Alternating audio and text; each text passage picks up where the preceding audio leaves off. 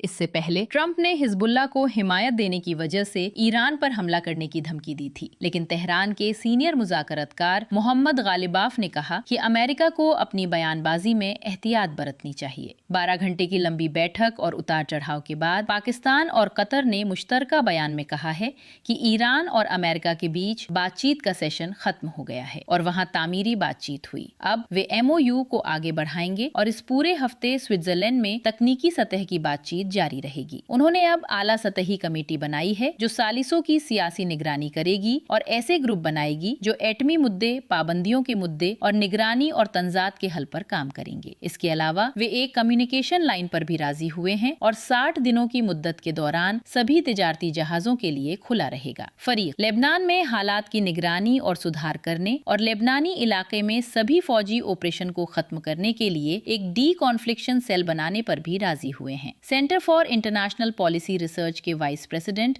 राशिद अल मोहनादी का कहना है कि ये ध्यान रखना जरूरी है कि कतर तब सालिस बना जब पाकिस्तान इस्तेहकाम की सतह तक पहुंचने में कामयाब रहा, जैसे कि जंगबंदी और इस्लामाबाद में शुरुआती बातचीत, चाहे उनका नतीजा कुछ भी रहा हो। पाकिस्तानियों ने वो काम किया जो इस इलाके में कोई और नहीं कर सका, न तो कतरी और न ही ओमानी। इस जंग के सबसे तनाव भरे दौर में जंगबंदी तक पहुंचना और सिफारती बातचीत के लिए माहौल बनाना। अल मोहनादी ने कहा कि मौजूदा मरहले में कतर की भागीदारी का मतलब है कि हम ईरान के साथ ऐसी बातचीत देख रहे हैं जिसकी क़यादत इलाकाई सतह पर हो रही है। ईरान के वजीर खारजा ने एक पोस्ट में लिखा, पाकिस्तान और कतर की सालिसी से लेबनान जंग को खत्म करने की सिमत में बड़ी पेशरफ्त हुई है। उन्होंने आगे कहा, तेल और एक्सपोर्ट पर लगी रोक हटा ली गई है, नाकेबंदी खत्म कर दी गई है, कुछ फ्रीज की गई रकम जारी कर दी गई है और ईरान के लिए बड़े पैमाने पर तामीर 9 और डेवलप स्कीम शुरू की गई है। हालांकि उन्होंने अपनी बात खत्म करते हुए कहा कि पहला असली इम्तिहान